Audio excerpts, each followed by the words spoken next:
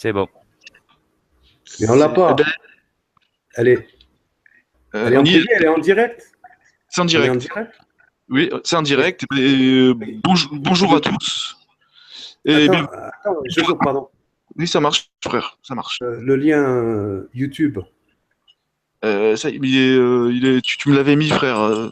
Non, mais j'ai mis le Hangout. Il n'y a pas de lien YouTube. Attends. Ouais, mais il est lancé, le Hangout, Rouya. Il est lancé. Le C'est-à-dire, Hangout, mais le on est en live direct. externe. Ouais. Ah, il vient d'être lancé. Attends. Excuse-moi. Là, vous êtes en direct, Saïd. Donc, ça serait.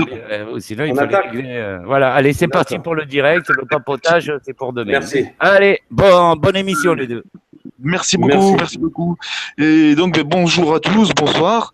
Et ce soir, nous allons parler d'une affaire qui a été très médiatisée à l'époque, et forcément, le coup d'État d'Alger de 1961.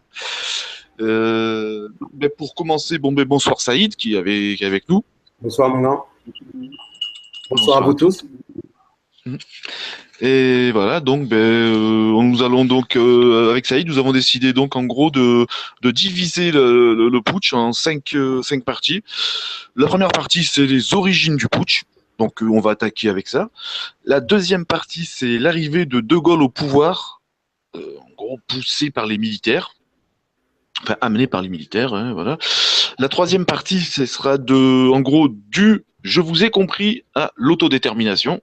Ça, c'est deux phrases célèbres de De Gaulle, mais entre-temps, il y a 1 an et demi, et on va vous expliquer un peu tout ça. Le quatrième, c'est les barricades de janvier 1960.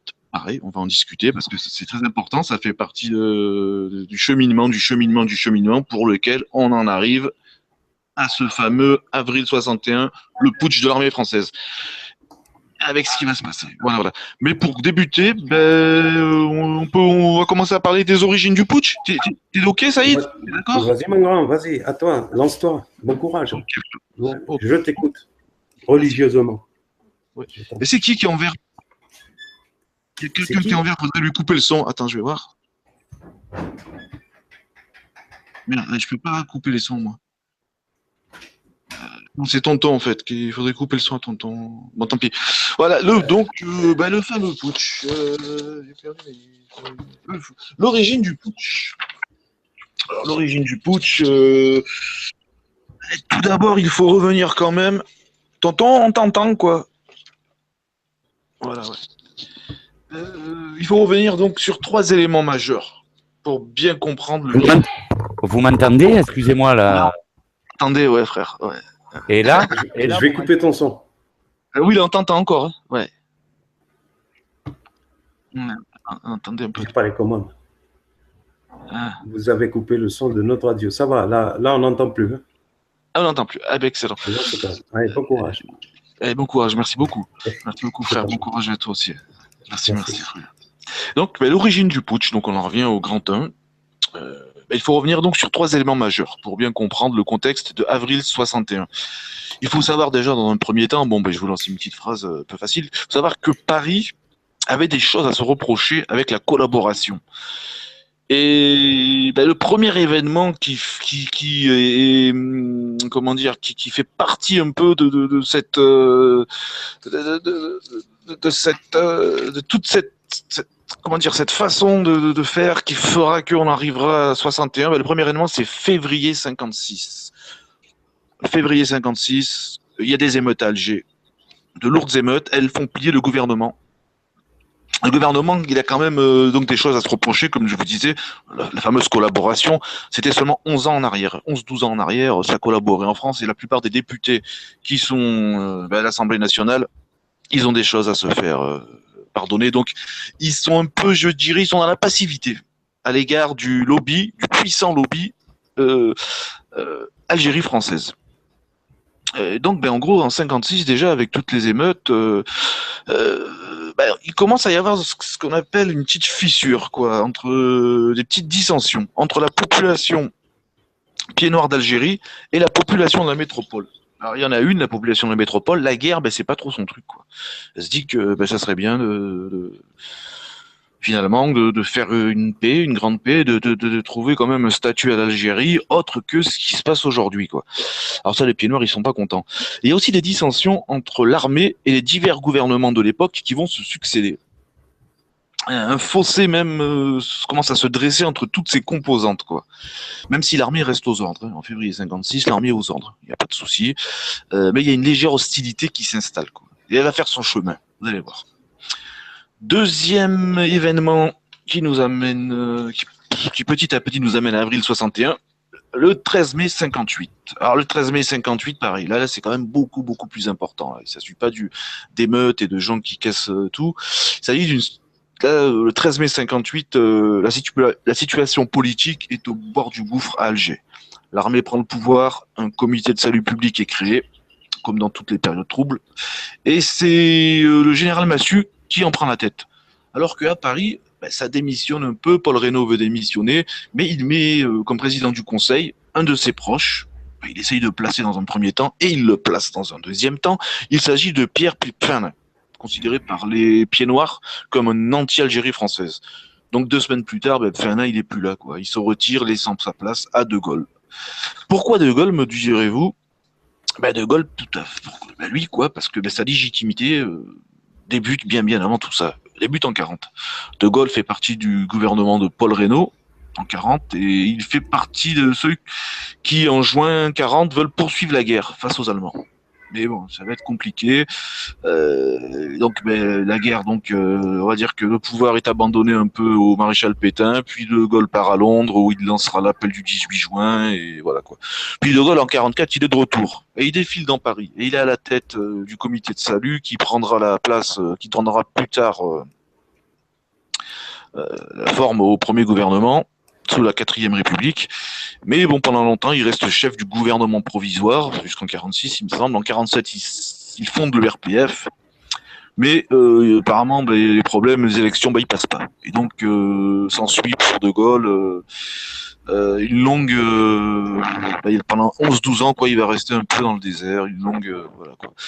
Mais à cette époque-là, il faut quand même savoir que De Gaulle, en 47, pour le RPF, il propose quand même des idées assez conservatrices à l'égard des colonies. C'est-à-dire qu'on a un De Gaulle qui est, sans le savoir, à l'époque, qui est Algérie française, quoi. Et ça, c'était à l'époque. Vous verrez bien que vous allez voir que tout a changé, quoi. Donc bon, les causes, en gros, voilà, quoi. C'est la première cause. J'ai perdu mon papier. Ça commence bien. À Paris, donc, comme je vous disais, au niveau politique, la situation politique, donc 58 est très compliquée. La situation militaire, par contre, sur le terrain, l'armée des frontières du colonel Ouaribou Medjen, basée à Oujda, l'Aïlen, est bloquée par la ligne Maurice. Que ce soit au niveau de la frontière tunisienne ou de la frontière marocaine, des troupes de l'extérieur, de l'Aïlen qui sont à l'extérieur, ont du mal à rentrer, quoi. Alors que l'armée de l'intérieur, elle souffre, quoi. Elle est quand même mise à mal par le fameux Planchal qui a décidé de prendre une stratégie qu'il appellera par quadrillage. Il quadrille toutes les zones avec les hélicoptères, les fameuses équipes de, comment on appelle ça, des chasseurs, enfin, des équipes de chasse, quoi, avec beaucoup de bataillons Harki. Et ce fameux système de quadrillage, avec l'emploi en masse des hélicos, il va commencer à marcher, quoi. Il semblerait que début 60, il ne resterait plus que 10 000 fellagas dans toutes les wilayas réunies, et que l'armée elle est prête à gagner un peu sa première grande victoire. Ça, c'est au niveau politique. Au niveau de la France, situation militaire, pas trop mal, même si on est quand même dans l'impasse. Situation politique, ce sera quand même autre chose. Mais tout ça ne va pas suffire, parce que le discours politique et les paroles de Gaulle vont nous amener à tout, sauf à ce qu'il avait prédit dès son arrivée au pouvoir. Attendez, je suis un peu perdu. Et maintenant, en fait, nous allons rentrer dans l'arrivée de Gaulle au pouvoir par les militaires. Parce qu'en 58, donc, comme je vous l'ai expliqué, c'est De Gaulle qui prend le pouvoir et qui deviendra même en janvier 59 président de la République, après les premières élections de la 5e République. Parce que De Gaulle, ils vont lui faire, après mai 58, les militaires et tout comptent sur lui, quoi. Ils vont lui faire une place en or, quoi. Et De Gaulle, quand il va arriver, ben, il va avoir un certain discours qui, pour les pieds noirs, tiens, vraiment, c'est, en gros, pour eux, c'est De Gaulle est derrière nous, quoi. Tout cela va nous mener, bien entendu, directement ou pas. Et c'est hallucinant, quoi. Je retrouve pas ma feuille. Voilà. À l'arrivée de Gaulle au pouvoir par les militaires. Et c'est à Saïd.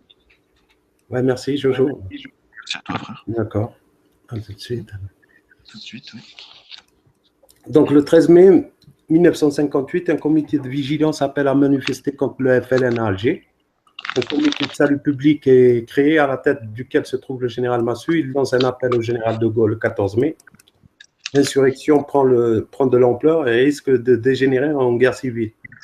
Alors, le 15, le général se dit prêt à assumer les pouvoirs de la République. Certains voient dans cette déclaration un soutien à l'armée et s'inquiètent. Le 19, lors d'une conférence de presse à l'hôtel de la gare d'Orsay, il répond aux inquiétudes des Français et objecte: croit-on qu'à 67 ans, je vais commencer une carrière de dictateur? C'est ce qu'il demande. Durant cette conférence, il explique sa déclaration du 15 mai, rassure et insiste sur la nécessité de l'union nationale, et il se présente encore comme le recours. Il ne donne aucune caution ni à l'armée ni à quiconque.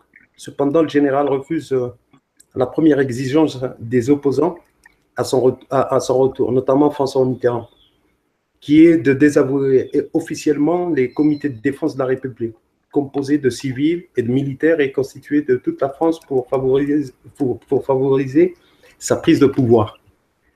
Alors, le 29 mai, le président de la République, René Coty, fait appel aux plus illustres des Français, l'Assemblée nationale, en majorité de gauche, et opposé au général. Vote alors la confiance à Pierre Fimelin, voilà, leader de la droite modérée, qui devient ainsi président du Conseil. Son pouvoir contrôler l'appareil d'État qui échappe alors complètement au pouvoir civil. Le président de la République, dans un message au Parlement, menace à ce moment de démissionner sur le champ. Ce qui aura certainement provoqué un coup d'État militaire. Charles de Gaulle accepte de former un gouvernement qui est investi par l'Assemblée nationale le 1er juin. Par 329 voix sur 553 votants, Pierre Mendès France, parmi les plus virulents opposants, déclare au sujet du vote d'investiture: c'est parce que le Parlement s'est couché qu'il n'y a pas eu de coup d'État. C'est ce qu'il dit. Alors, le général devient ainsi le dernier président du Conseil de la 4e République. Les députés lui accordent la possibilité de gouverner par ordonnance pour une durée de 6 mois et l'autorise à mener à bien la réforme constitutionnelle du pays. Alors, il y a la Constitution de la 5e République, qui est la nouvelle Constitution élaborée au cours de l'été 58 est très proche des propositions avancées à Bayeux. Avec un exécutif fort, le général de Gaulle accepte cependant le Parlement et plus de poids qu'il ne le souhaitait. La Constitution est adoptée par référendum le 28 septembre 58 avec 79,25% de oui. L'Union française l'approuve également, sauf la Guinée qui devient ainsi le premier État d'Afrique française à obtenir son indépendance. Alors, le général est élu par un large collège électoral, président de la République française et de la communauté africaine et malgache. Le 21 décembre, ça c'était le 21 décembre. Alors, il prend ses fonctions le 8 janvier 59. Entre le moment de son entrée en fonction comme président du Conseil et son élection à la présidence de la République, Charles de Gaulle a largement amorcé la politique qui marquera son passage au pouvoir. Outre la volonté de doter la France d'une nouvelle constitution, le général se soucie de la politique européenne de la France. Alors, il rencontre des chanceliers, il y a l'allemand Adenauer le 14 septembre. De l'indépendance du pays face aux États-Unis, mémorandum du 17 septembre adressé au président Eisenhower. De l'assainissement des finances publiques, mesure du 27 décembre, et du sort de l'Algérie. Il refuse les choix des comités de salut public et appelle à la paix des braves en octobre. Voilà. Ça, c'était l'investiture du président Charles de Gaulle. Charles de Gaulle. Voilà. On en arrive donc, après avoir écouté... on en arrive donc au 3 à le... Au fameux « je vous ai compris ». Je vous ai compris, oui, à l'autodétermination. Alors là, on va quand même commencer à se poser des bonnes questions, surtout au sujet de Gaulle. De Gaulle, à son arrivée, lancera sa fameuse phrase « je vous ai compris ». Qui au final, quoi, c'est assez amusant. Enfin, les gens auraient mal compris le « je vous ai compris », quoi. C'est un peu spécial, mais c'est comme ça. Et c'est vrai qu'avec le temps, cette phrase, quoi, elle va marquer les esprits, quoi. C'est-à-dire qu'en 1958, le temps que De Gaulle prononce sa phrase, lors d'une longue visite en Algérie. C'est-à-dire qu'il avait promis qu'une fois élu président du Conseil, il irait directement en Algérie faire une grande tournée pour expliquer ses idées. Donc en gros, il va de ville en ville pour assurer son soutien à la population européenne d'Algérie.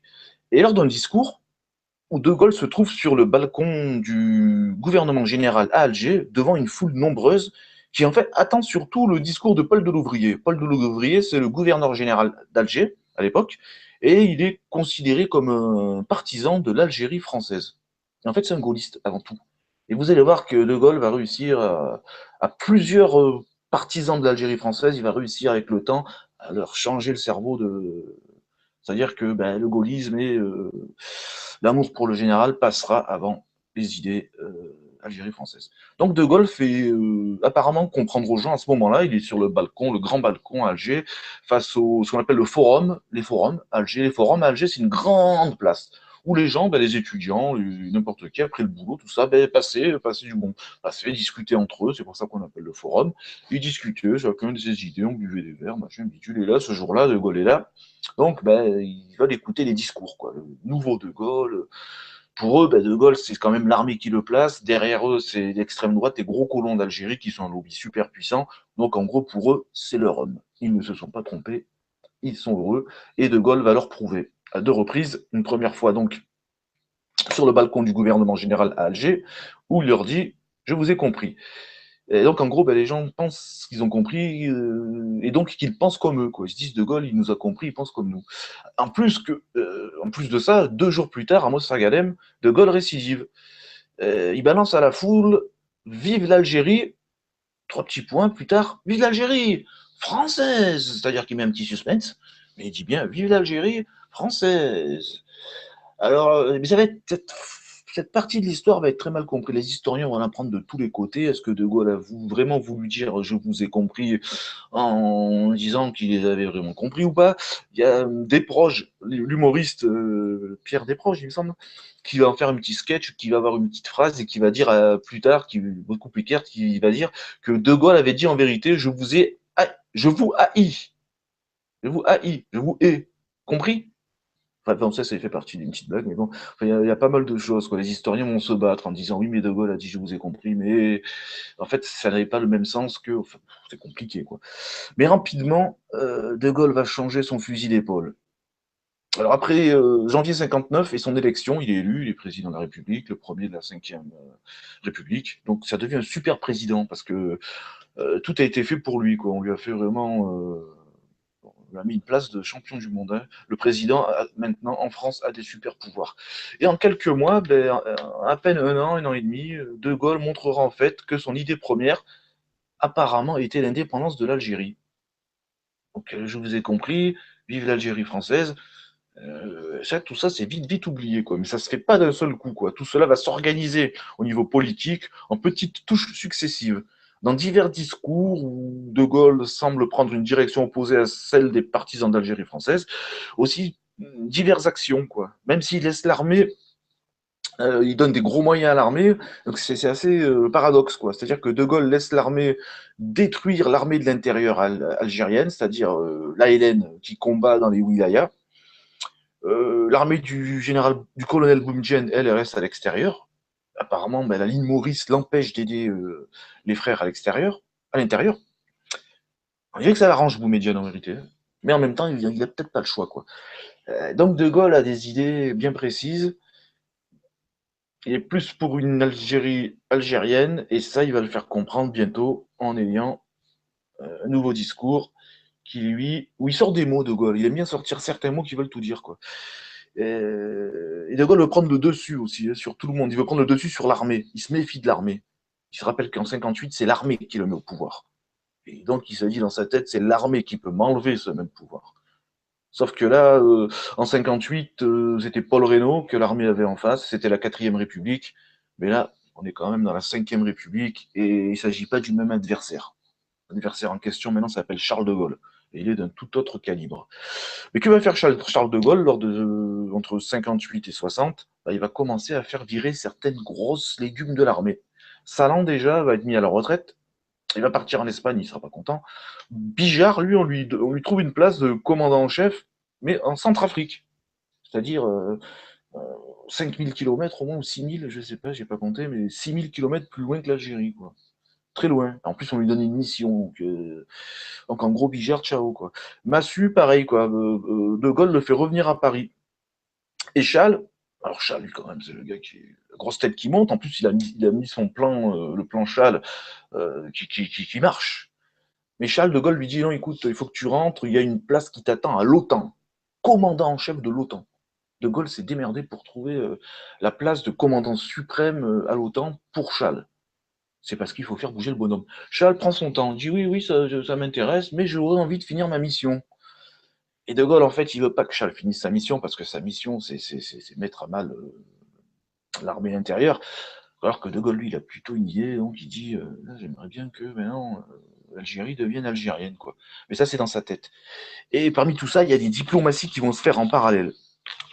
Dès le début 60, De Gaulle envoie des émissaires à lui. Ça, c'est des services spéciaux, quoi. C'est vraiment des gars, c'est caché sur caché.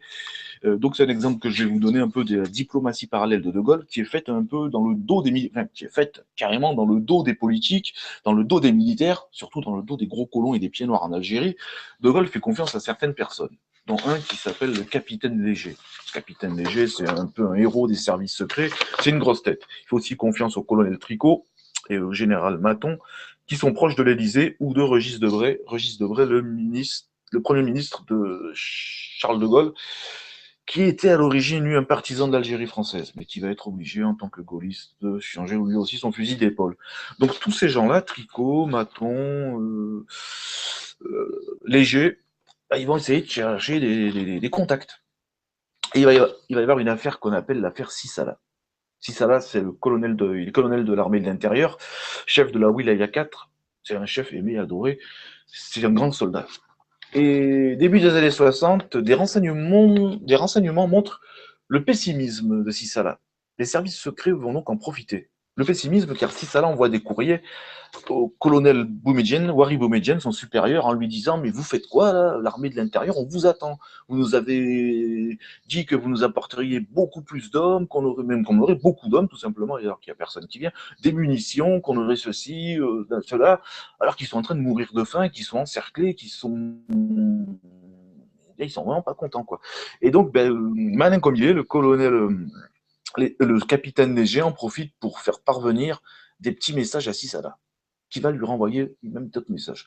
En gros, le colonel Léger demande à Sissala de se rapprocher avec lui, et surtout, il lui demande, pourquoi pas, de tenter une négociation avec des grosses huiles sur Paris. Et il lui dit pas qui, quoi. Alors donc, de janvier, février à juin 60, le colonel Léger prépare des services spéciaux prépare il met une préparation à une rencontre entre Sissalar à Paris et une grande huile. Il lui dit pas qui, il lui dit c'est une grosse huile. Tout ça, c'est de la diplomatie parallèle. Hein, je veux dire, surtout les pieds noirs ou n'importe qui, l'administration en Algérie ne doivent pas être au courant, et surtout les militaires. Donc, vous voyez, c'est les réseaux gaullistes quoi, qui sont en action. Et le chef de la wilaya accepte de se rendre à Paris, à condition de ne pas rencontrer des pieds noirs, donc, comme je vous disais, ou des militaires. Et donc, la rencontre se fait de façon officieuse. Alors, je ne vais pas vous raconter directement, mais en fait, il y a des militaires qui attendent au pied des montagnes Sissalar, qui descendent des collines. Ils l'amènent à des hélicoptères. Il y a 3 hélicoptères Alouette qui attendent Sissalar et son bras droit Simon Hand. il les amène dans un aérodrome militaire de l'armée où là, tous les gardes ont reçu l'ordre, les commandos d'air ont reçu l'ordre, quand les 3 alouettes arrivent sur le sol, de se retourner et de ne pas voir qui était présent. Donc c'est ce qu'ils font. Donc personne ne voit qui sont ces hommes qui sortent des hélicoptères, qui se rendent dans un gros avion, qui lui-même se rend au Bourget, à Paris, pareil, aérodrome militaire. Et là, des voitures, dont même Régis Debray, il me semblerait qu'il soit là, des grosses voitures avec des gradés, sont venues accueillir Si Salah et Simon Hand. Et il les amène où? C'est hallucinant, il les amène à l'Élysée pour rencontrer le général de Gaulle. Et ils vont les rencontrer, il va y avoir des discussions. Non, malheureusement, en fait, ça n'a pas marché. Enfin, de Gaulle, voilà, avait commencé un peu à discuter avec des gens avec qui pensait, et qui, dans sa tête, disait c'est avec eux qu'il faut discuter pour plus tard l'avenir. Pourquoi ça? Pourquoi ce discours? Tout simplement parce qu'en septembre 59, De Gaulle passe une étape. Alors la première étape de Gaulle, c'était le « je vous ai compris ». Il arrive au pouvoir, je vous ai compris, tout le monde est content. La deuxième étape, ça sera l'autodétermination.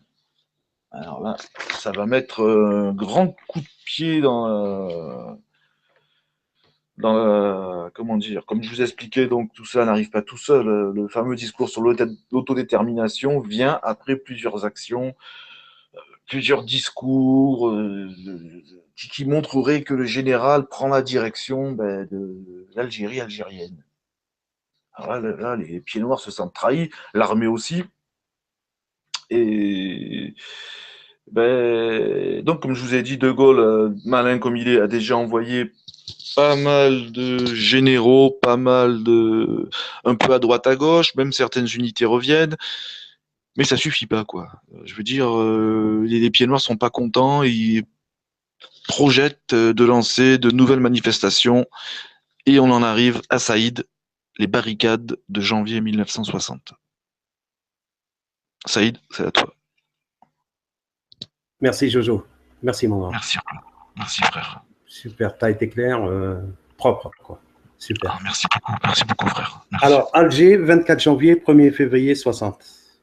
L'émeute qui vient d'être déclenchée à Alger est un mauvais coup porté à la France. Alors que ce qui s'appelle désormais la guerre d'Algérie oppose depuis 1954 le FLN, un mouvement nationaliste algérien, et le gouvernement français. Le président de la République, Charles de Gaulle, porté au pouvoir depuis les journées de mai 58, décide à compter de son discours du 16 septembre 59 de mener ouvertement une politique de rupture à l'égard de l'Algérie. Il y affirme le droit des Algériens à l'autodétermination, c'est-à-dire le droit accordé à la population algérienne de décider de son statut politique. Donc, une bombe pour les tenants de l'Algérie française qui considèrent cette politique comme un abandon de la part de la métropole. Les militaires se sont trahis et se rapprochent des activités extrémistes d'Alger. Les principaux mouvements et associations extrémistes tels que le Front National de Joseph Di Jo, pas toi, hein, Jojo. Oui. Ortiz, alors Jo Ortiz, canalise le désespoir des Français d'Algérie qui n'attendent plus qu'un prétexte pour enflammer la rue. Ce prétexte leur est donné lorsque le président de la République limoge le général Jacques Massu, commandant le corps d'armée d'Alger le 19 janvier 60, suite à l'interview accordée au journal munichois Zentug, dans lequel le général Massu critique ouvertement la politique algérienne menée par le général. Alors, le 22 janvier, le mouvement de Joseph Ortiz appelle à la grève générale pour le 24 janvier, afin de protester contre les propos tenus par le président du 16 septembre. Alors, le 23 janvier, les unités territoriales composées de réservistes d'origine européenne et dirigées par Sapin Linière sont mobilisées et s'organisent au PC du Balkon, tandis que Pierre Lagaillarde, de l'Association générale des étudiants d'Alger, AGEA, récemment élu député d'Alger et lieutenant parachutiste de réserve, se retranche dans les facultés d'Alger en signe d'opposition. Alors, une manifestation de soutien au général Massu est en faveur de l'Algérie française ainsi qu'une grève générale sont programmées pour le lendemain. Le dimanche 24, malgré l'interdiction de manifester, la foule a largement répondu présente et afflue de toutes parts dans la capitale algérienne. 30 000 personnes sont à l'écoute des orateurs les plus convaincus qui ne cessent d'haranguer les manifestants au square Lafrayère et en plusieurs points d'Alger, tandis que Joseph Ortiz installe son poste de commandement rue Charles Péguy au siège de la Fédération des unités territoriales et de l'autodéfense. Les premières barricades sortent de terre. Ça, 4. Ensuite, il va se passer des choses. Au premier jour, il y a eu l'action. C'était un dimanche du 24 janvier. Devant l'excitation grandissante de la foule, le délégué général Paul Delouvrier et le commandant en chef des forces pour l'Algérie, le général Maurice Chal, donnent l'ordre de disperser les manifestants à partir de les manifestations à partir de 18 h. La manœuvre de dégagement est simple. Les compagnies de gendarmes qui ont stationné sur le forum, comme tu disais tout à l'heure, toute la journée pour protéger l'immeuble du gouvernement général, sont chargées de dégager l'ensemble d'esplanades qui s'étagent depuis le gouvernement général. Dans le même temps, les parachutistes de la première RP, régiment étranger parachutiste, du colonel Dufour et du premier RCP, régiment des chasseurs parachutistes, du colonel Boisat, doivent rejoindre les compagnies de gendarmes autour de la Grande Poste afin de refouler largement la foule vers l'ouest de la ville et ainsi en dégager le centre. Les compagnies de gendarmes se rassemblent au bas du forum. Le colonel de gendarmerie Desbrosses arrive en tête de ses hommes au bas des escaliers et crie à la foule : « Dispersez-vous, allez-vous-en ». C'est l'hystérie. De la foule jaillissent les pires insultes. Une grenade claque sur la chaussée de l'avenue Pasteur. Elle vient de la foule. Les gendarmes se déploient à la hauteur du monument aux morts. La crosse en avant de charge. Et ça charge. Vers 18 h, les gendarmes mobiles du lieutenant-colonel Desbrosses interdisent l'accès au bâtiment du gouvernement général au square Lafrayère, tentent de refouler les manifestants vers Babelwed. À 18 h 14, une fusillade retentit. Fondre, c'est l'escalade. Les gendarmes répliquent alors que les régiments de parachutistes n'ont toujours pas fait la jonction. Alors, la jonction. 35, le premier REP et le 10e DP, c'est-à-dire la division parachutiste, interviennent enfin pour dégager les gendarmes mobiles dont certains se sont réfugiés dans la Grande Poste et dans les locaux du magasin Le Bled, boulevard Lafrayère, afin d'échapper à la vindicte populaire. Le bilan officiel était de 22 morts, dont 14 gendarmes et de 99 blessés. C'est un véritable traumatisme pour l'opinion publique. De part et d'autre, la situation se cristallise autour du camp retranché mis en place par Ortiz et Lagaya. Dans la soirée, au cours d'une allocution radiophonique à Radio Alger, le général Chal indique que l'ordre sera maintenu en Algérie et que la ville d'Alger est dorénavant en état de siège. Quant au général de Gaulle, il indique dans une allocution radiodiffusée dans la nuit du dimanche à lundi, l'émeute qui vient d'être déclenchée à Alger est un mauvais coup porté à la France. Il renouvelle également sa confiance à Delouvrière et en Chal. Quant à moi, conclut-il, je ferai mon devoir. Alors, au second jour, c'est-à-dire le 25 janvier, il y a une observation. Après le déchaînement de violence survenu le 24 janvier, la situation semble figée. Un point de non-retour a été franchi la veille. Pour la première fois au cours de la guerre d'Algérie, des Français ont combattu d'autres Français. Les Français sont morts sous des balles françaises. À partir du 25 janvier, les forces en présence s'observent et campent sur leur position.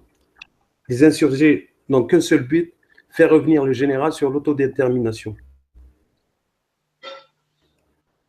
Alors, la barricade Hernandez, baptisée ainsi en mémoire d'un membre des unités territoriales, abattu la veille. Les insurgés attendent la suite des événements de la réaction des responsables politiques et militaires d'Alger et de Paris. Au premier plan, on distingue une banderole de soutien au général Massu. Les barricades sont progressivement surélevées et renforcées. L'ordre de grève générale est maintenu. Le 27 janvier, les habitants d'Alger viennent visiter ceux qui sont entrés en dissidence. Curiosité, volonté de venir se rendre compte par soi-même ou plus simplement manifestation personnelle de soutien avec l'action menée par les insurgés. La population civile d'Alger vient soutenir en masse et ravitailler les émeutiers. Ensuite, Algérois se presse devant le PC de Joseph Ortiz. Premier plan, les parachutistes présents observent la foule. Cette apparente passivité brouille les cartes et fait le jeu des responsables de l'action de la veille. En effet, dans leur attitude, s'ils ne participent pas directement au mouvement, les parachutistes ne font rien pour cadrer l'afflux et empêchent les civils d'accéder aux barricades. Alors, le troisième jour, c'est-à-dire le mardi 26 janvier, il y a une espèce d'incertitude. Paul Delouvière ne sait pas jusqu'où l'armée est prête à le suivre. À Paris, le Premier ministre Michel Debré veut évaluer directement la situation compte tenu des rapports alarmants qui lui sont adressés depuis Alger par les instances de décision civile et militaire. La fronde grogne, il décide de se rendre directement à Alger et constate que les parachutistes chargés d'encadrer les insurgés ne tireront pas même si l'ordre leur est donné par leur supérieur.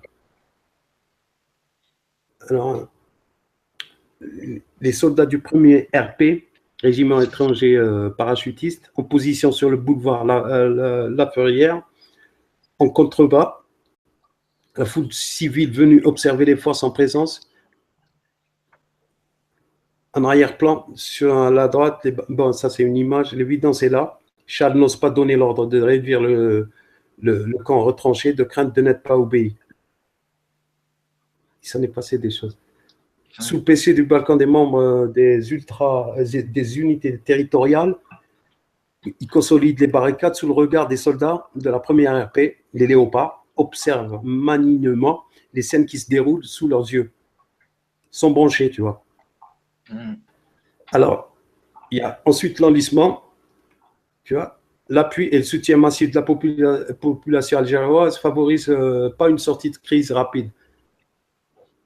Paul Delouvrier et Moïse Chal sont bien conscients que tant que la population civile restera massivement présente autour des camps retranchés, ils seront en position défavorable.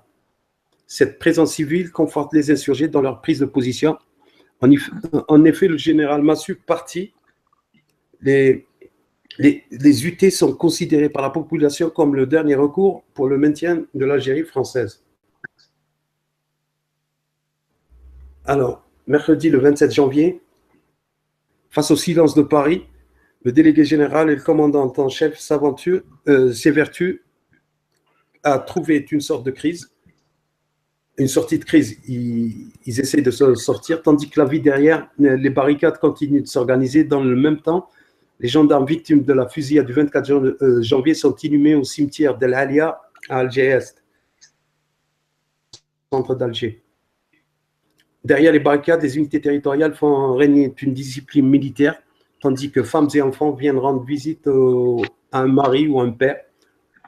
Deux réalités focalisées sur un objectif commun cohabitent.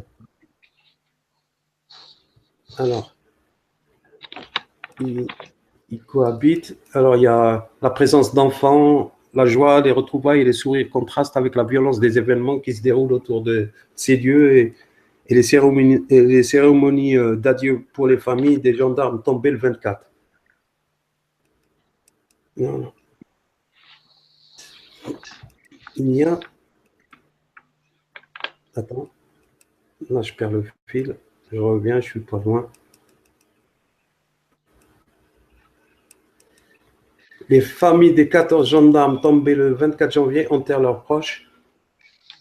Une foule nombreuse est venue rendre un dernier hommage aux hommes abattus lors de la fusillade du 24. Les familles des disparus suivent le cortège funèbre.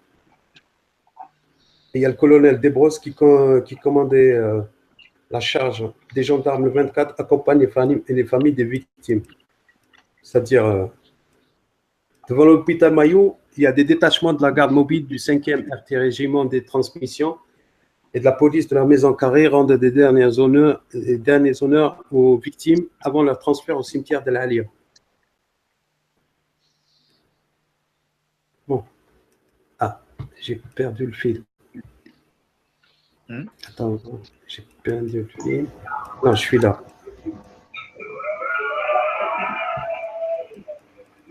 Alors,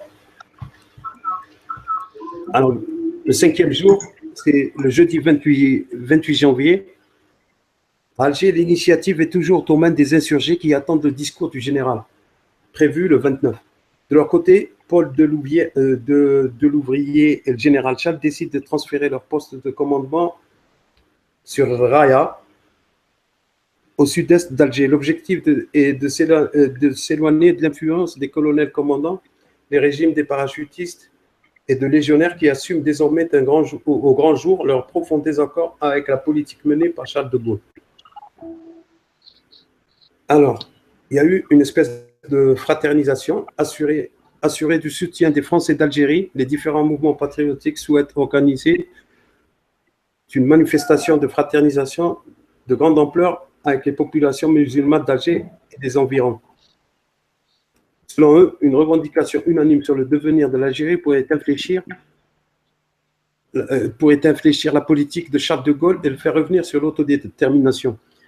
Si de nombreux musulmans se déplacent, il apparaît que cette tentative reste un semi-échec et constitue une sorte de désaveu de la part de la population musulmane qui ne reconnaît pas dans les revendications de l'Algérie française. Alors, il y en a même des musulmans qui abordant des banderoles de soutien au général Massu, défilent devant la foule, des parachutistes sont présents au premier plan. Et il y a même la foule qui est positionnée, qui observe le cortège. Donc, alors, j'en ai presque fini. Ça va, Jojo? Oui, impeccable, frérot. Super. Malgré l'influence d'une partie de la population musulmane des environs et la venue d'anciens combattants, le mouvement de fraternisation doit être nuancé. En effet, d'après les observateurs de l'époque, il semble bien que cette tentative de solde se solde sur un constat d'échec du côté des insurgés. Appel aux dons et tout. Alors, le 29 janvier, c'est le 6e jour, c'est le temps des discours. Le discours du délégué général radiodiffusé la veille est dans tous les esprits. Ce discours, Paul Delouvrier l'a écrit et enregistré avant de partir pour le Raya. Dans un premier temps, il exhorte la population algéroise à ne plus suivre les insurgés. En rejetant De Gaulle, vous perdez. Vous perdez l'armée et la France aussi. En plébiscitant De Gaulle, qui ne demande que vos voix, vous sauvez l'armée et son unité. Et vous forcez la France à vous sauver. Vous gagnerez aussi la guerre d'Algérie. Vous allez tuer le FLN. Vous allez le tuer en déterminant les musulmans. Quand demain, si vous me suivez, ces musulmans croiront qu'ils sont devenus vraiment nos égaux. En outre, Paul Delouvrier ne ferme pas la porte aux leaders de l'insurrection, allant même jusqu'à parler de réconciliation possible avec Ortiz et Lagaya. Nous, Chal, visiterons l'Alcazar des facultés, nous serrerons les mains à Ortiz et Lagaya et à vous, Sapin Digna, chef des UT. Nous irons ensemble au monument aux morts, pleurer et prier les morts de dimanche mort à la fois pour que l'Algérie soit française et pour que l'Algérie obéisse à De Gaulle. L'objectif est de convaincre la population civile et les insurgés qu'il y a d'autres méthodes pour se faire entendre. À l'entame de cette 6e journée de siège, les insurgés n'ont toujours rien vu venir depuis Paris. Aucun signe de Gaulle. Les partisans d'Ortiz et Lagaya attendent le discours que le chef d'État doit prononcer le soir.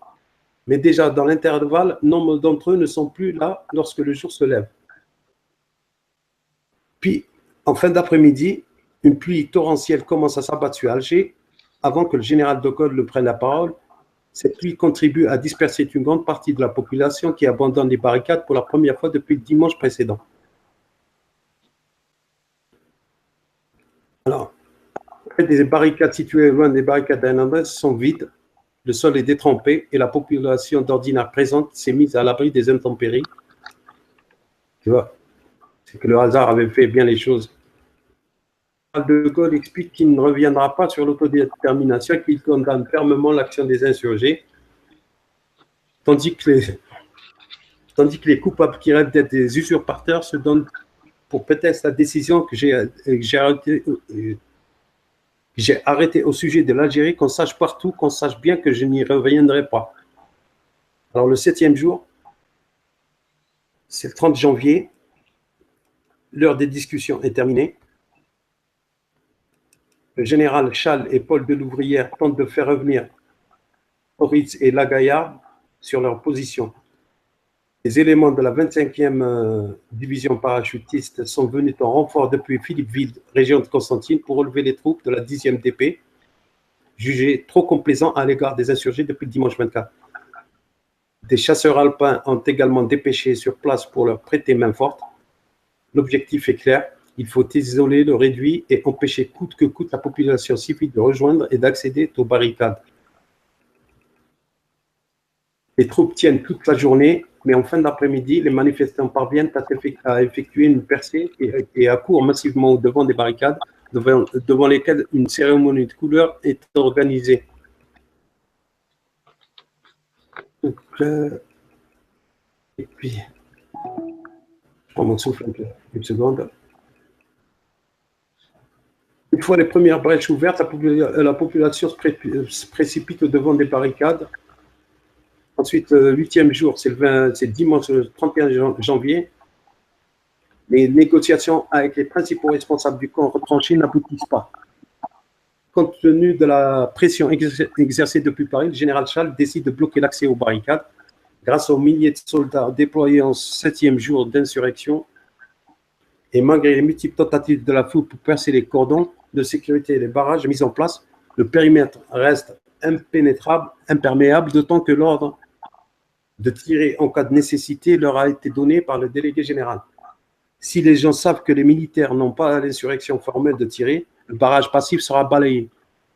Il est indispensable d'empêcher le flot humain de l'emporter. Pour Delouvrière ne se fait que le relais des ordres du général de Gaulle. L'heure des discussions est terminée. Il faut savoir en finir avec une affaire comme celle-là.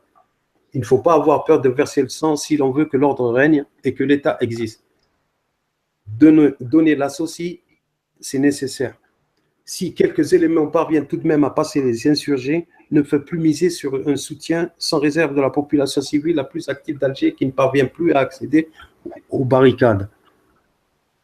Toute la journée, les paroliers et canaliser cadres et réguler la foule qui se passe et se fait de plus en plus violente.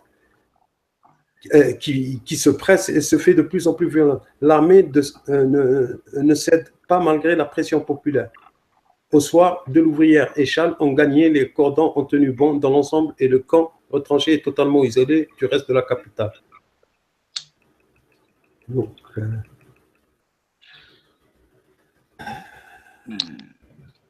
je vais bientôt finir. Alors, le 1er février, c'est la reddition. Acculé, Pierre Lagaillarde menace de se faire sauter dans les réduits de faculté en bon train et Delouvrier finit par accepter un compromis qui permet à Lagaillarde de sortir en armes avec garantie pour ses hommes d'une intégration au sein du premier RP à travers la création du commando à Casa. Pardon. Mais pour Lagaillarde, l'aventure se termine bien là. Les parachutistes le reçoivent au garde à vous. Puis, il est transféré en métropole pour être incarcéré à la prison de la Santé de Paris. Et c'est là que, selon le profil des parachutistes, réduit en cas de sortie des insurgés, pardon, De son côté, Joseph Horitz a pris la fuite à la faveur de la nuit et les membres des unités territoriales ont abandonné les barricades Hernandez pour rentrer chez eux. Et il ne reste alors qu'à dégager les rues. C'est comme ça qu'il y a eu les bulldozers qui sont venus progressivement dépaver et désencombrer. Les soldats occupent les réduits et récupèrent les armes et le matériel des insurgés. Alors, pour qu'enfin, la semaine des barricades est un épisode complexe de la guerre d'Algérie. Il s'inscrit dans une rupture annoncée et préfigurait déjà le putsch des généraux d'avril 61. Pardon. Tous les acteurs sont là et le décor est planté. Les insurgés et les militaires d'Algérie l'ont bien compris. L'alternative de l'autodétermination proposée par le général annonce inexorablement l'indépendance de l'Algérie et du peuple algérien. Voilà sur le sujet des barricades. Je crois que j'ai fait le tour de la question. Bien joué, frérot. Alors là, t'as assuré. Super. C'était complet, j'espère. Bon, pardon si j'ai un peu... Non, on a tout bien compris. Pas du tout. On a tout bien compris et c'est vrai que ça a été super complet, super travail, frère. Et je vais donc rebondir à mon tour maintenant. Et rebondir donc en gros, on va en arriver bientôt à l'année 61. 61, c'est le putsch. 61, c'est le putsch. Mais avant d'arriver au putsch, donc on va revenir quand même sur cette année 61. Le putsch, c'est donc janvier, une semaine des barricades, janvier 60 au 1er février. Et on retrouve donc, après les barricades, une situation super tendue, quoi. Parce que là, il y a beaucoup de choses qui ont changé. Comme en 56 et en 58, en 60, les militaires ne bougent pas. Ça, c'est important. Mais là, les militaires, quand même, ils sont pendant un an, ils vont avoir un état d'esprit quand même qui petit à petit est super différent pour diverses raisons. Sinon, pendant les barricades, on a donc retrouvé à ce moment-là Pierre Lagaillarde, qui était déjà là en 58, qui était même un homme clé de mai 58, comme nous l'a décrit, nous l'a montré Saïd. Mais en 60, on retrouve un autre homme, Jean-Jacques Suzini. Et ces deux-là, on va les retrouver donc. Lagaillarde, lui, va être emprisonné après les barricades, c'est-à-dire à partir de février, il va se rendre. Il va être emprisonné quelques mois. Il va se rendre pas à n'importe qui. Là, il faut quand même parler du premier REP que Saïd nous a présenté. Le premier REP, le premier régiment étranger parachutiste. Donc, je vais revenir sur eux parce que ils ont quand même un rôle super important. Donc, comme Saïd nous l'a expliqué, ces gars du premier REP en 60, en janvier 60, ils sont plus trop motivés, quoi. C'est-à-dire que c'est des gendarmes qui sont obligés de défendre le gouvernement général. Et puis quand le premier REP arrive, disons qu'il y a de nombreuses barricades, donc il y a de nombreux affrontements, dont un, comme l'a dit Saïd, un affrontement qui sera meurtrier où on dénombrera 14 gendarmes tués et 8 manifestants. Et Lagaillarde, lui, va se rendre donc déjà à ce régiment du premier REP, et c'est pas pour rien. Il sera dissous plus tard, le régiment, vous comprendrez pourquoi. Mais il arrive là déjà, donc comme l'expliquait Saïd, aux barricades, ils arrivent et puis ils séparent tout doucement, mollement, ils stoppent l'affrontement, et tout ça sous les acclamations de la foule. C'est pareil, vous allez comprendre pourquoi. Mais à ce moment-là, après les barricades, Debré débarque à Alger. Alors que Debré, à l'origine, il était pro-Algérie française, mais comme il est gaulliste, le général de Gaulle lui parle, il change son fusil d'épaule. Il débarque à Alger après donc les barricades et il va demander à l'armée d'arrêter de prendre parti et de dicter sa conduite. Très très important. Mais petit à petit, à cette époque, l'armée qui obéit encore aux ordres, il y en a beaucoup qui vont rentrer en clandestinité. De nombreux légionnaires, de nombreux parachutistes, et pendant un an et demi, ils vont préparer quelque chose. Il y en a d'autres qui vont fuir en Espagne, que ce soit des militaires ou des civils. Hein. Lagaillarde, une fois qu'il sort de prison, il part sur Madrid. Jean-Jacques Suzini aussi. Et là-bas, ils décident avec leurs deux mouvements qui s'appellent... alors d'un côté, il y a le FAF et le FNF, qui sont un peu les ancêtres des ancêtres de l'OAS. Les ancêtres donc de l'OAS. Le Front National, c'est le FN. Non, pas encore. Non, rien à voir. Ah ouais. Oui, oui, ils y seront un jour, mais vraiment, ça sera plus tard. Hein. Et encore, ils seront tellement extrémistes que au départ, ouais, ça va être, ils vont faire de l'ombre à Le Pen, donc ils seront pas trop considérés comme FN. Mais en 61, en tout cas, en février 61, Pierre Lagaillarde et Jean-Jacques Suzini, qui sont pas trop amis, ben, vont se réunir, vont unifier leurs deux partis, le FNF et le FAF, et vont créer une nouvelle organisation qu'ils vont baptiser l'OAS. Et elle va devenir très importante, cette OAS, vous le verrez plus tard. Du moins pour ce qui est des civils. Parce que après, quand même, ce qui s'est passé aux barricades, bah, les militaires commencent à se poser des questions, quoi. Ils se disent, De Gaulle, il nous a bien trahis. Parce que là, on parle de trahison, quoi. Parce que De Gaulle, en 58, quand il revient, c'est les militaires qui le mettent au pouvoir. C'est les militaires. Et en 60, ben, Massu, alors qu'il est resté aux ordres, il a un discours où il dit De Gaulle, en 58, c'était le seul homme à notre disposition. Et il ajoute, peut-être l'armée a-t-elle fait une erreur. Alors là, direct, De Gaulle dit, Massu, tu rentres à Paris. Donc à ce moment-là, De Gaulle il se dit, il faut quand même les militaires, faut casser l'armée, quoi. Donc Massu à Paris, Bijard, comme je vous disais tout à l'heure, en Centrafrique, et on lui donne un commandement, on lui dit ouais vas-y fais ce que tu veux, c'est-à-dire en gros on le met un peu n'importe quoi. Chal, lui pareil, il a envie de finir son plan militaire. Parce que De Gaulle, il est bien gentil, mais on dirait qu'il était un peu schizophrène quand même. Parce que d'un côté, il disait à l'armée, faites votre boulot. Et d'un côté, il pressait Charles à vite finir. Alors que Charles disait non, le plan doit durer jusqu'à tel temps. Mais De Gaulle ne permet pas à Charles de finir son fameux plan Charles, quadrillage, détruire l'armée du FLN intérieur. Et en même temps, avec la ligne Maurice, empêcher les troupes du colonel Wari Boumedienne d'entrer du matériel, des munitions, des hommes, des troupes, elles attendent, quoi. En même temps, Boumedienne, bon, voilà, il n'a pas le choix. Hein. Faut pas lui en vouloir, c'est compliqué. La ligne Maurice, hein, c'est des kilomètres et des kilomètres, des centaines et des centaines, des milliers de kilomètres de fils barbelés. C'est miné, mais alors il y a des mines partout. Il y a des miradors, honnêtement, je sais pas, mais je vais dire tous les 500 mètres, avec des grandes lumières. Il y a avec des grosses mitrailleuses, hein, prêts à tirer sur n'importe qui. Il y a même des fois la nuit, il y a des chameaux sauvages qui passent et boum, ça saute. Alors les gars, vite fait, ils sont sur le civil. Il y a des casernements tous les kilomètres, avec des hommes prêts à attendre.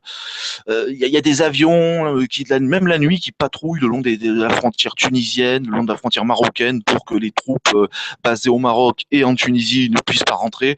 Des hélicoptères même, c'est vraiment c'est le mur de Berlin, quoi. C'est pas un mur, quoi, mais voilà, quoi. C'est compliqué, quoi. Mais non, De Gaulle dit à Charles, non, je te laisse pas le temps de finir, même si Charles essaie de gagner du temps, lui dit, écoute, tu vas à l'OTAN, à Bruxelles, non, je sais plus où c'était à l'époque, je crois que c'était à Bonn, et tu vas prendre le commandement de l'OTAN. Comme ça, en gros, De Gaulle lui file un super commandement, comme ça, pour ne pas donner l'impression à Charles d'être, en gros, vous voyez, comme si vous voulez dire à quelqu'un, lui, il me gêne, là, il me gêne à fond, mais il faut que je le retire, c'est important, mais je veux pas qu'il le prenne mal, donc je lui file un super commandement. Mais ça, Charles l'a compris, quoi. En gros, que De Gaulle giclait Charles. D'ailleurs, il n'y a pas que eux trois qui vont être giclés. Salan, oui, lui, il passe à la retraite. Alors, Salan, lui, ils n'aiment pas ça. Hein, parce que dans leur tête, maintenant qu'ils voient que maintenant qu'ils voient que De Gaulle les a trahis, ils se disent, mais pour qui se prend ce général 2 étoiles?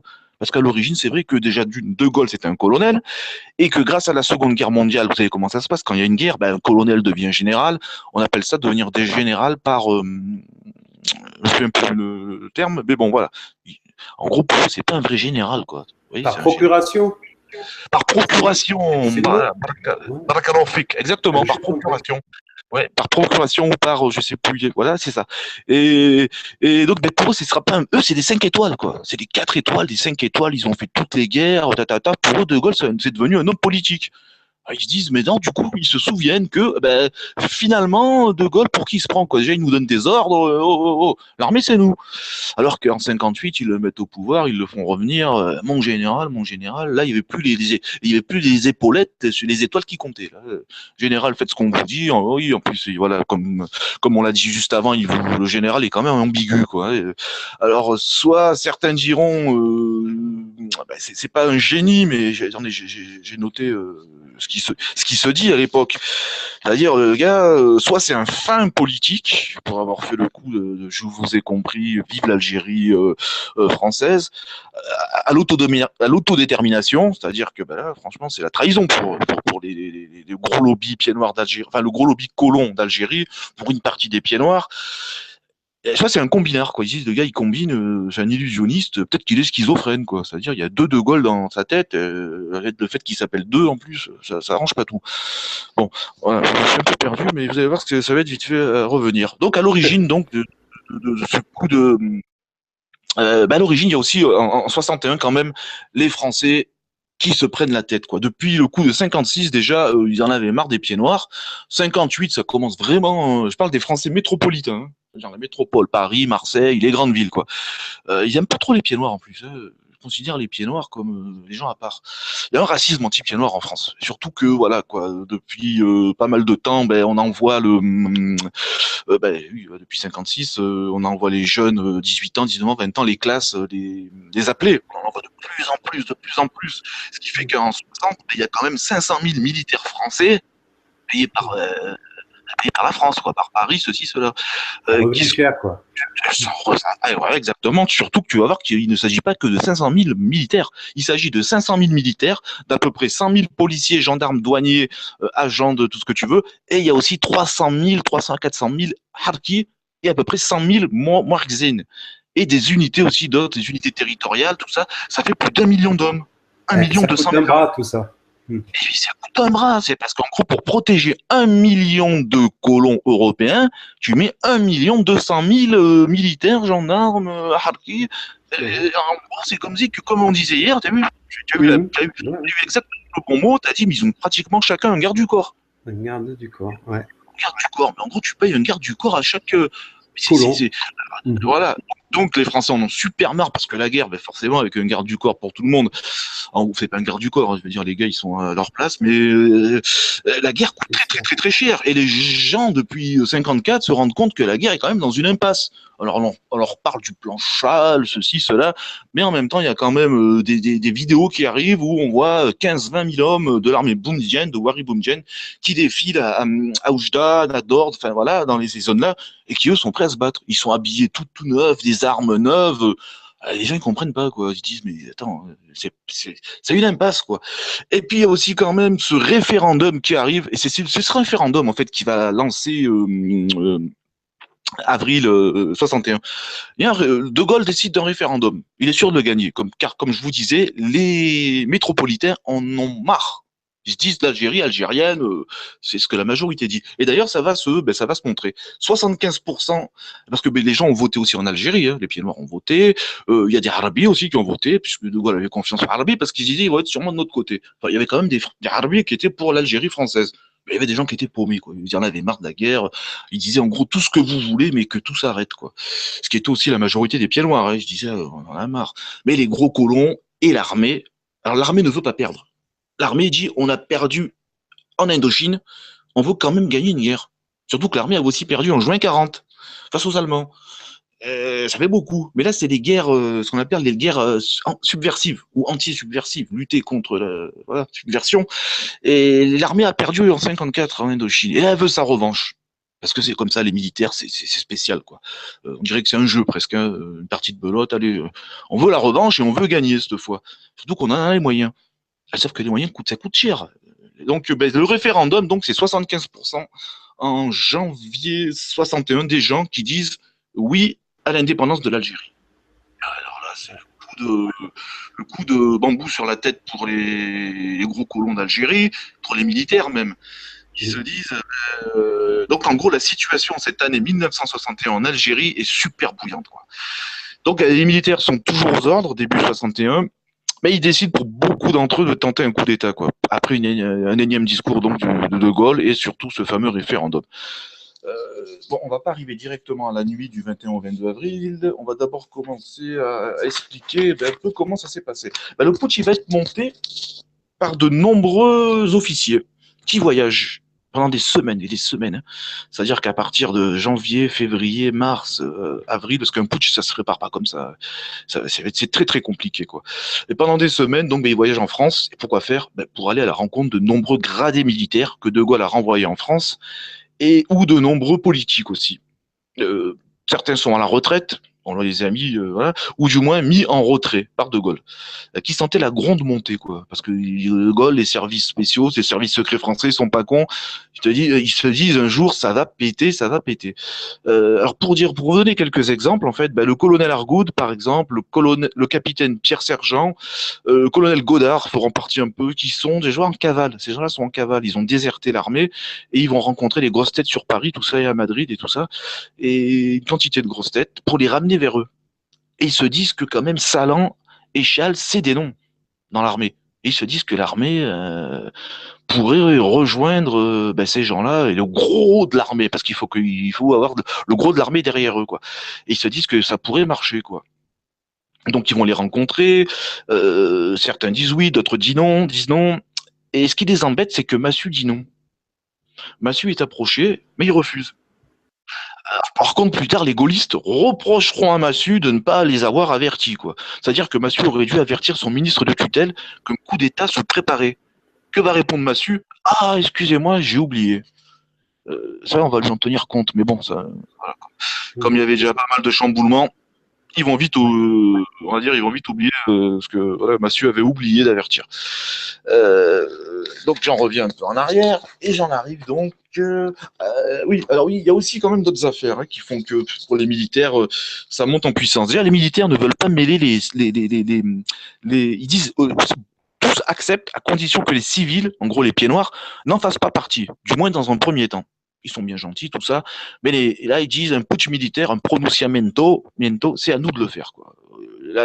Chal et Salan acceptent à condition que ce soit les militaires de A à Z qui soient à l'origine de tout. Et donc, ben oui, l'OAS, nouvellement créé par la Gaillarde et Suzini, accepte, enfin tous ces gens, pas que l'OAS, même tous les milieux pieds noirs, Algérie française, je veux dire du plus haut colon au plus bas, enfin tous ceux qui sont dedans, on va dire, ils acceptent, normal, c'est une histoire de militaire, c'est à eux à faire le coup d'État. Et oui, c'est vrai que le plan serait que dans la nuit du 21 au 22 avril 61, ce serait de déclencher un putsch militaire à Alger, un pronunciamento. L'idée première des rebelles est de conjuguer les actions clandestines aux actions de masse. Là, ça serait bien.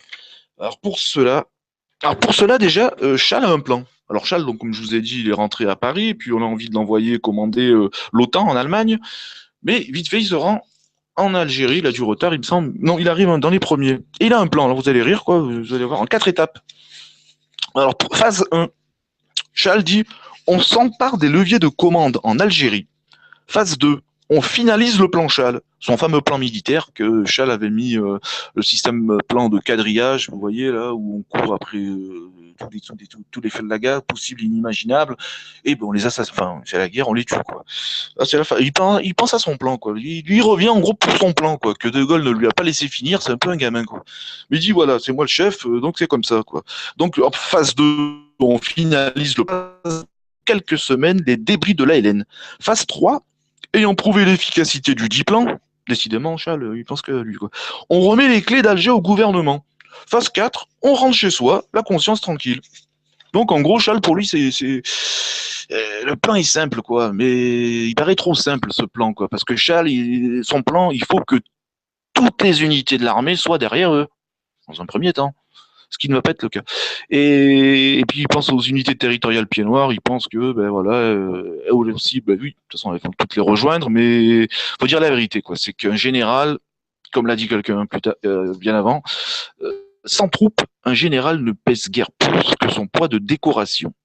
Même si, considérables comme ils le sont pour Salan ou Chal, ça suffit pas, quoi. C'est-à-dire qu'un général sans troupes, il gagne rien, quoi. Et c'est ce qui va se passer.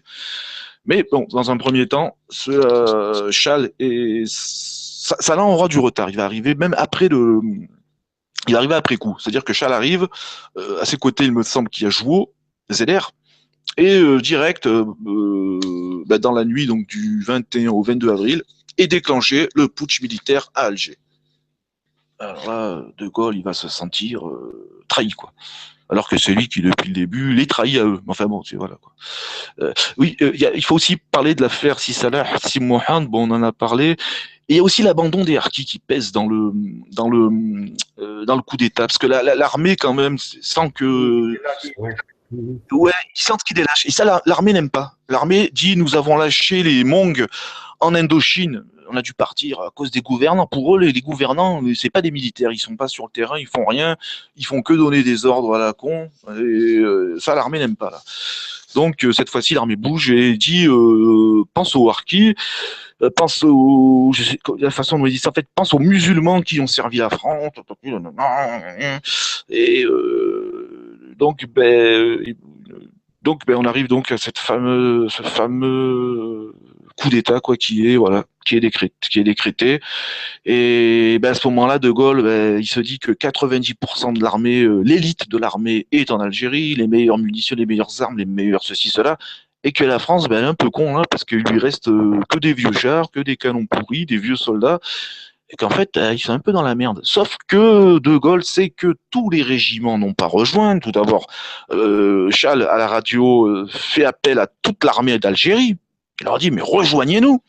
Alors directement, qui c'est qui les rejoint? C'est déjà les unités d'élite. Parce que vous avez vu tout à l'heure, quand on parlait du premier rep, le premier rep en 58 et en 60, ils sont un peu nonchalants envers les... On dirait qu'ils sont eux-mêmes révoltés, quoi. Mais là, direct, hein, le premier rep, lui, dit on arrive. Déjà, ils avaient pris leur. Ils savaient déjà à l'avance qu'ils allaient arriver. Divers régiments parachutistes, pareil, arrivent. D'autres prendront la route, mais au final n'arriveront pas. Et on retrouve aussi des commandos de l'air. Alors, dans un premier temps, Chal, Jouot, Zeller, sont contents, surtout que Salan arrive, dit attendez-moi, j'ai loué un avion, vous avez commencé avant moi, il n'est pas content. Suzini, la Gaillarde, les rejoignent, et tous ces gens-là font en sorte que l'insurrection soit bien menée, quoi. Par donc des régiments, comme je vous l'ai dit, issus des corps d'élite, appartenant à la Légion, commando de l'air et certains régiments parachutistes. Mais entre-temps, la situation est quand même catastrophique, quoi. Là, De Gaulle, il fait marcher ses réseaux gaullistes, les fameux réseaux gaullistes, il va tout faire pour essayer de, comme l'a dit si bien Saïd hier, on en parlait ensemble, Saïd, et tu as trouvé le mot idéal, le basculement, quoi. Parce que pendant ces 3 jours, il va y avoir un basculement. C'est-à-dire que les troupes militaires restées neutres, elles sont prêtes à collaborer avec Chal, avec les putschistes, mais en même temps, elles se disent prêtes à revenir près du général de Gaulle. Et c'est là qu'il va y avoir de nombreux... Et là, c'est bizarre parce qu'on retrouve pas mal de soldats des régiments qui disent à leur sergent de dire au capitaine que oui, nous sommes prêts à rejoindre les putschistes, on veut se battre. Et là, les capitaines vont voir leurs régiments, par exemple, de régiments d'infanterie, de base, des régiments d'artillerie, des régiments de l'aviation, des régiments liés à la marine, des régiments tout ça, où les colonels, eux, disent non, non, non. Pour certains d'entre eux disent attendez, on n'est pas sûr de ce qui se passe, laissons du temps, on verra bien. Et d'autres disent non, il faut quand même rester proche de, faut rester aux ordres, tout simplement. Et ce qui fait que le 22, quoi, les 22, 23, dans la journée du 23, les Salans, les Jouot, les Zeller, les Chal et compagnie, ils ont quoi, 15% de l'armée derrière eux, quoi. Ils disent, il faut, ça suffit pas, quoi. Donc, ils vont tout faire pour ramener le reste des troupes qui sont basées en Algérie, dans pas mal de casernes. Par exemple, à Mostaganem, à Oran, à Constantine, il y a des casernes partout, quoi. Mais les gars bougent pas. Ils attendent. Quoi, ils savent pas, mais ils attendent. D'autres, eux, se font arrêter. Certains se font arrêter parce qu'ils veulent rester derrière De Gaulle. Il met l'idée du gaullisme, il faut suivre le général. Donc, ils se font arrêter par leurs hommes. Sauf que le 23 avril, en fin de soirée, le général De Gaulle passe à la télé habillé en militaire. Alors là, il a remis son habit de général avec ses étoiles. Et il fait un long discours, et en même temps, ses réseaux marchent à fond. Alors le discours passera à la télé en France, mais sera retransmis plusieurs fois, parce qu'ils sont malins, quoi. Ils retransmettent non-stop le discours du général dans toutes les casernes, dans les radios. Et les gars entendent, et finalement, De Gaulle arrivera à faire pencher la balance du côté des troupes restées fidèles, des troupes régulières restées fidèles au général. Ce qui fait que le 24, il me semble, en gros, le 24 ou le 25, Salan abandonnera, quoi. Il rentrera dans la clandestinité. Chal, pareil, et lui, il ira se rendre. Jouo Zeller, Jouo, lui, va rentrer dans la clandestinité, va devenir celui qui va rentrer à Oran et devenir un peu le numéro 1 à Oran, quoi, de l'OAS, parce que derrière, c'est l'OAS qui est créé, quoi. Les unités territoriales vont toutes être démobilisées. Allez hop, on reprend les fusils au pied noir parce qu'ils ont voulu jouer un coup. Ils étaient derrière l'armée, normal, l'armée qui se révolte, qui a fait le putsch. Donc, on va leur enlever leurs armes et on va leur dire à eux, à la rigueur, si vous voulez vraiment vous battre, le premier rep lui est dissous. Le premier rep, c'était le premier régiment félon. Alors le premier rep, il n'existe plus, fini. Tous ces ils vont rentrer en clandestinité, quoi. Les gars vont rentrer en clandestinité. Pour certains, ils l'étaient déjà, d'autres ils vont rentrer.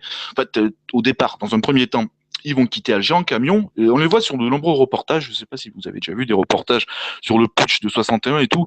Quand les gars arrivent, ils arrivent par centaines de camions, quoi. Et là, ils se tatataf. Et quand ils repartent, c'est pareil, sauf qu'ils repartent la tête basse. Et pendant le retour à la caserne, parce que des fois il y a des casernes qui se trouvent à 150 km d'Alger, ou 200 ou 300, il y en a plein qui sautent des camions et qui rejoignent donc l'illégalité. Ils vont rejoindre l'OAS, tout simplement. Ils vont créer, même ils vont être la pierre fondatrice de l'OAS, même si l'OAS a déjà été créé d'autres mois auparavant, mais ça va être eux, quoi. Et voilà, quoi. En gros, ce coup d'État, il va foirer. Et tant mieux parce que derrière le coup d'État, il y a quand même la CIA qui est toujours là dans les mauvais coups, dans les bons coups. Ouais, comme d'hab. Hein. Ah, ouais, voilà, comme d'hab, bien sûr. Elle a mise un peu sur tout le monde. Du coup, la CIA, qu'elle aime pas trop De Gaulle. Mais ils ont quand même envoyé. Mais c'est pas pour ça qu'ils veulent rejoindre quand même les putschistes, quoi. Mais ils leur disent, si vous réussissez votre coup, on est avec vous. Le américain, c'est pas qu'on est avec vous, mais c'est que le gouvernement américain vous reconnaîtra à l'ONU, ce qui est important. C'est reconnu à l'ONU, ça veut dire que t'es un nouveau pays, voilà. Mais si vous voilà, qu'on ne veut pas s'en mêler, il n'y aura pas d'aide financière. Il ne me semble pas avoir entendu ça jamais, ni lu ça quelque part. L'OAS, d'ailleurs, les finances de l'OAS, ce serait que des braquages. Hein. Ils vont des banques tenues par des pieds noirs. Donc, en gros, c'est assez rigolo, quoi. C'est qu'ils vont braquer la banque de France d'Oran. En fait, tout le monde vous les coffre. Venez. On fait ça. C'est des simulacre de braquage. C'est-à-dire que, voilà, quand les gars sont contents, prenez l'argent, allez-y, en applaudissant. C'est des banques qui se font braquer en applaudissant, quoi. Parce qu'il faut trouver l'impôt révolutionnaire. Puis il y a l'impôt révolutionnaire aussi qui sera levé, comme le FLN faisait à Paris. Voilà, l'impôt révolutionnaire, c'est normal, comme les Corses font en Corse, les Basques, tout ça. Et il va falloir beaucoup d'argent, quoi. Mais bon, alors c'est une autre histoire, l'OAS, on va pas rentrer dedans. Mais en gros, le coup d'État 61, voilà, quoi. C'est grâce à la personnalité quand même du général de Gaulle. C'est lui qui va, comme tu disais, Saïd, c'est lui qui va faire basculer le truc. Ouais. Parce qu'à un moment, échec et mat. Échec et mat, voilà. Mais ça aurait pu réussir, je te promets. Bien sûr. Ah ouais, ça s'est passé à quelques, poils le cul de chameau, excusez-moi l'expression, mais voilà. Que pas mal de militaires étaient pour. Sauf que leurs gradés étaient aussi, certains étaient pour, d'autres pas pour, et les gradés en haut, le colonel, celui qui a vraiment la responsabilité, il y en a eu 90% qui n'ont pas été capables. Enfin, il y en a certains qui ont dit non, on reste neutre, d'autres qui ont dit non, on reste. Mais les plus nombreux, c'était les neutres, qui attendaient, quoi. Je disais, on va voir comment ça se passe, En gros, ils priaient, donc ça se passe le mieux pour eux, quoi. Puis, vous voyez que finalement, il n'y a pas autant d'unités, à part les unités d'élite citées auparavant, que certains régiments parachutistes, le premier rep, les commandos d'air, pour en citer d'autres, les fusiliers marins commando, les machins. Ouais. Mais c'est pas l'armée, ça. C'est quoi, 10%. En gros, Paris toujours de parler un peu des sanctions. Parce que, les sanctions. Alors, les sanctions, il y a des peines de mort. Déjà, Chal va se rendre. Qui encore va se rendre? D'autres généraux vont se rendre et d'autres vont prendre le maquis. Pour ceux qui se rendent, la peine de mort, normalement, c'est la peine de mort. Mais comme ils se sont rendus, la peine de mort va être enlevée. Il va y avoir de nombreuses peines de mort. Il y a une prison qui va être construite à Tulle pour accueillir une grande partie des généraux, des officiers, des colonels, elle va être construite exprès. Une cinquantaine, soixantaine, ils vont être amenés là-bas. Mais en gros, les peines de mort, après, elles vont être abolies. Écoutez, on vous met 15 ans, 20 ans de prison forcée, puis après, ça va descendre à 10 ans, puis après, il y aura mai 68, où on va demander à tout le monde de, voilà, quoi. Comme on dit, un président de la République, à un moment, il peut enlever les sanctions, quoi. En gros, bon voilà, les sanctions, ça va être vite enlevé. À part pour ceux qui vont continuer la lutte, alors pour eux, ça va être chaud. À part ça, non. Dégradé quand même, hein, on les condamne à mort, mais vite fait derrière, on dit allez, la condamnation, on l'enlève. Pour service rendu. Bien Comme sûr, pour à la Pétain, patrie. pour la patrie, comme Pétain en 45, c'est De Gaulle qui appuie, qui dit bon écoutez, le gars il était à Verdun, c'était escroc, il a massacré les Riffins, mais c'est pas grave.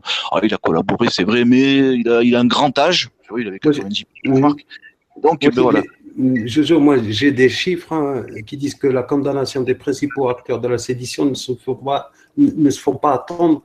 Au final, Oui, de 220 officiers sont relevés de leur commandement 200, et 114 traduits en justice, 83 condamnés.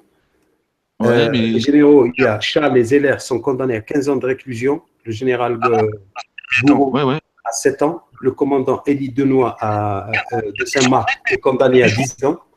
Jouot, c'est plus tard, frère. Jouot, lui, après le putsch de 61, pour lui, l'histoire, elle continue. Hein. C'est-à-dire qu'on n'y est pas. Ils disent aussi que les mises à l'écart ou les démissions sont également très nombreuses à cette période. Et les dissolutions des 14e et 18e RCP du groupement de commandos de l'air, et surtout le premier RP laissant des traces, tu vois.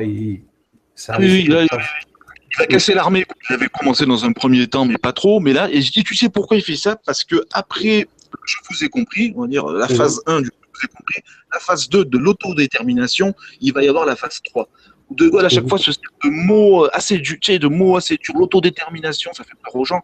Et la phase 3, c'est la pire. À partir de l'été 61, donc juste après le putsch de 61, De Gaulle va partir, non pas de désengagement, il va dire directement, il va parler de dégagement.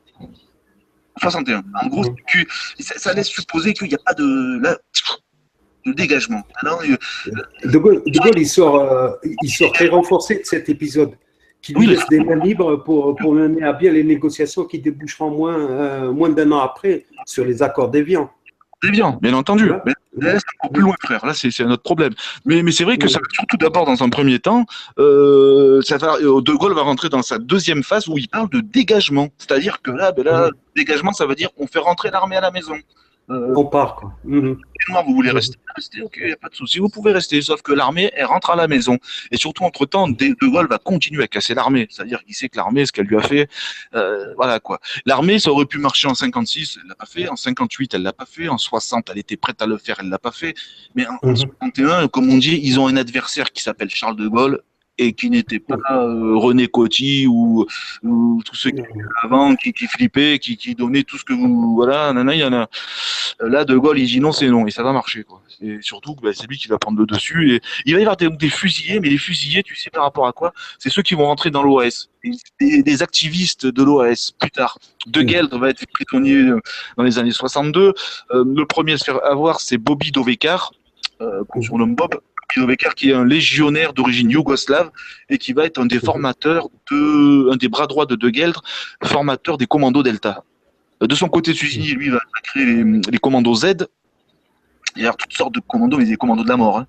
Les commandos de la mort. Et dans un premier temps, les militaires ils vont être très très en colère après les pieds noirs, parce que les pieds noirs, ils ont des grandes gueules et tout. Les pieds noirs, ils sont prêts à mettre des bombes. Ils mettent des bombes, parce que quand tu mets une bombe, à la rigueur, c'est facile. Tu poses la bombe, tu la fais péter, il y a des morts, mais tu les vois pas.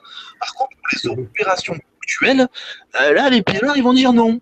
Regarde comment ça, non. Il n'y a que les légionnaires, que les parachutistes, c'est-à-dire les vrais militaires de métier qui ont déjà assassiné, qui vont aller flinguer. Et là, De Gueldre va pas être content, va leur dire, vous aussi, vous devez y aller. Là, les pieds noirs, les jambes elles tremblent, c'est compliqué d'aller assassiner comme ça quelqu'un dans la rue, mais il va surtout, du coup, donc, il va se tourner vers qui? Vers des gamins de 17, 18, 19 ans. C'est qui sont plus faciles à manipuler, des jeunes pieds noirs, une nouvelle génération.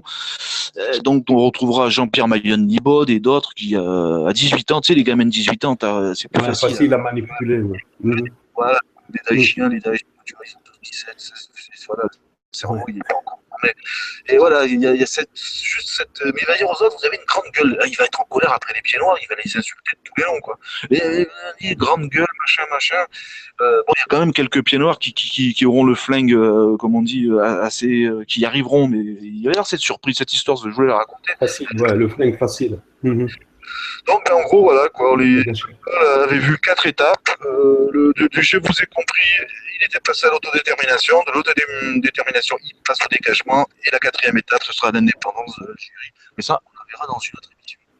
Alors, est-ce que tu as des choses à rajouter, Saïd? Non, ça va, on a fait le tour, je crois. Je crois qu'on va fermer ce live et puis attendre que les gens... Non, tu en as peut-être 2-3 bricoles. Moi, j'ai peut-être oublié 2-3 trucs. Regarde de ton côté si t'as pas oublié des petits trucs. Attends. Je me fais avoir, quoi.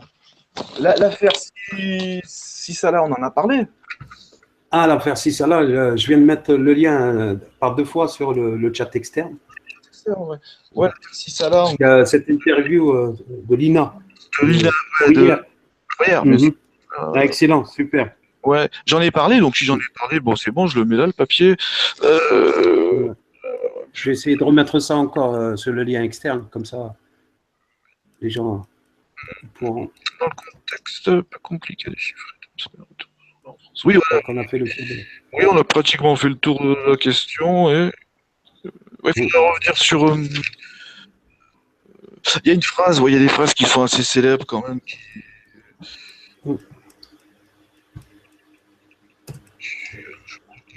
Parce que là, de mon côté, ouais, j'ai écrit un peu à droite à gauche sur 15 feuilles avec des ratures partout. Jojo, tu lagues un peu à la fin. Ah, ça lag un peu, ah oui, vous m'entendez mal. Bon, je pense là, ça va. on peut fermer, hein. Je pense que maintenant on peut discuter. Voilà. Ok, on va mettre, je coupe oui. les amis, désolé pour le son, je suis sur mon PC. Si vous m'entendez, je coupe et j'en relance ça d'ici 2 minutes. D'accord, merci beaucoup, Miss. Je croyais que c'était là-haut. Non, c'est moi, désolé les gars. C'est avec moi. À tout de suite. Bisous et merci. Excellent. D'accord, à tout de suite. Merci, Miss. Tout de suite, merci.